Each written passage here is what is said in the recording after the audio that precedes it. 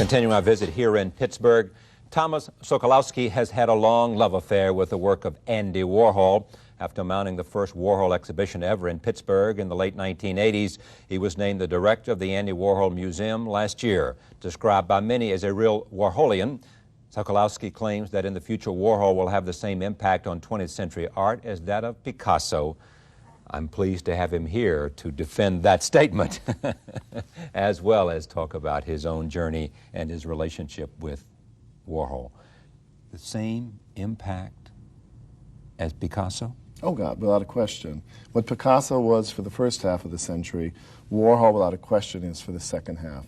And even more than Picasso, he touched film, he helped form the Velvet Underground, rock music, he made movies, he made going out to nightclubs. He did it all. Yeah, he predicted everything we're doing now. Picasso would live to be 90-plus years old, and and they're celebrating at the National Gallery in Washington now. Just the early Picasso when he was 18, 19, the Rose period, the Blue period. I mean, and that's extraordinary stuff even then. And then he lived to go through so many periods and to touch art in so many different genres. And you still suggest that, notwithstanding that, Andy Warhol, for all of his contribution, and without denying he had an impact, can be compared in the same... Oh, without a question. Because well, you'd say the same thing about Cezanne, and you'd say the same thing about Matisse? Yes. Because what Andy Warhol understood was how 20th century, the latter part of the 20th century, America in particular, but now the world, looked at itself, how it wanted to package itself, how it wanted to be seen. He understood this from his work in advertising, and that's how his whole vision of art and how the way people interacted was created. Pop art wouldn't have happened if he didn't understand what it meant to be an American and work through the American system. Having said that, give me just a quick bio of Warhol, and we'll get to the museum later, but a bio and then some sense of his impact and why. Well, born during the Depression to... Here in Pittsburgh? In Pittsburgh, to parents of Carpatho-Russian, or what generally would be said to be Slovakian roots. His first spoken language was the Slovak tongue. Was born to really a poor family. His family worked in the scrap metal business. He walked every day and walked a hell of a long distance to high school, then went to art classes at the Carnegie Museum of Art. Moved to New York, went to Carnegie Tech, which is now known as Carnegie Mellon University. Moved to New York. Up to that time, he was Andrew Warhola. Went to New York, wanted to transform himself, wanted to be a modern man. He was sort of the quintessential American melting pot. Came from old word roots and transformed himself by means of genius and snap into a modern guy, Andy Warhol, whose real persona ruled the world. Everyone wanted to be near him. And how much of it, and you see this with a number of people, create an image of what he wanted to be and then stepped up and became that?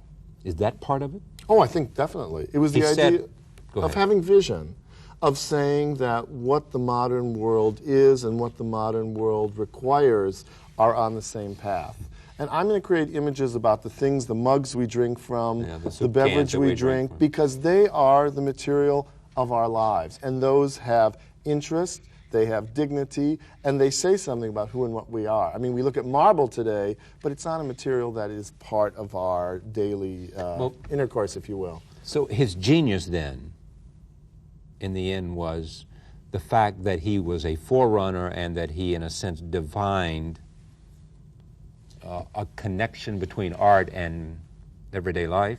And that's what artists do. I mean, Michelangelo did it in a different way with a different iconography, with a different style for his time, where it was about religion and passion and freedom. Warhol did it in terms of consumerism, fame, chic, and creating that pathway by which men see themselves, the world sees themselves. That's what art does. It takes reality and makes it hyper-reality so we can understand it better. What do you say about fame? Everybody would be famous for 15 minutes? The actual quote is, in the future, everyone will be world famous for 15 minutes. We're on your show. We're famous for 15 minutes, and off we go. He lived in New York, and the circumstances of his death. He went into the hospital after a long period with gallbladder problems. He held it off because he had a mortal fear of hospitals from being shot earlier, about 20 years earlier in his life. By a young woman. By a young woman, Valerie Solanas, who was a feminist who wrote the Scum Manifesto. Had very serious surgery to repair the damage. Really, for the rest of his life, had to wear a corset to keep his internal organs in proper configuration. And put off this surgery, then finally had to have it done. Surgery went perfectly well, and then complications. In the night after the surgery, he basically suffocated.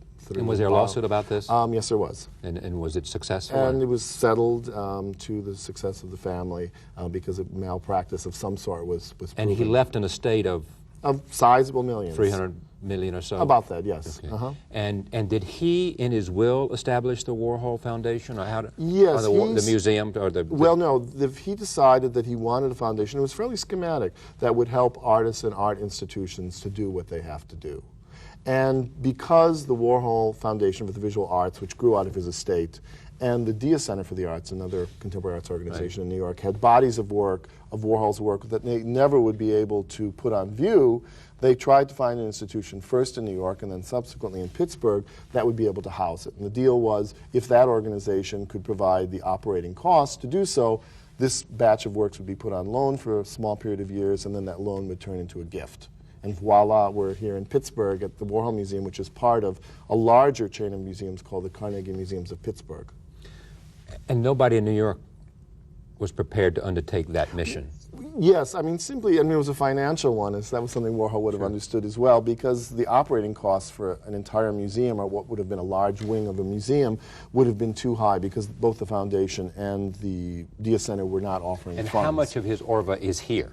Oh, we have the largest collection of Andy Warhol works anywhere in the world. We're the single largest one-artist museum in America, maybe the single largest one-artist museum in the world. And we have 4,000... Would Musée Picasso be the comparison? One of them, and they're slightly smaller than we are, both in physical plant and in objects that they own. We have about 4,000 works of art. Prints, sculpture, He was paintings. prolific. Everything he did Oh, became we think art. he may have produced over 15,000 art objects in his life, maybe more. He was also incredibly savvy about money. Oh, yeah. Exactly. He said early on, and I encourage anyone who's listening to look at his philosophy, the philosophy of Andy Warhol, From A to B and Back Again, which has wonderful irony in it. He said that the best art is business art, and he wants to be a business artist. And he felt he was a business artist, because what artists do, it's not this romantic view that oftentimes we have of people living in a garret with a beret, you know, like Gene Kelly in that movie, American in Paris, but that it was, to be an artist meant to be a craftsman, meant to be a professional, and there's no reason that while you're doing those two things, you couldn't also, pay for your supper. And that also in this understanding of marketing and ad agency savvy, that was to be part of the art as well. So business and the logic of business and the logic of marketing was very much wound up in everything he did. What's the single most famous piece at the museum?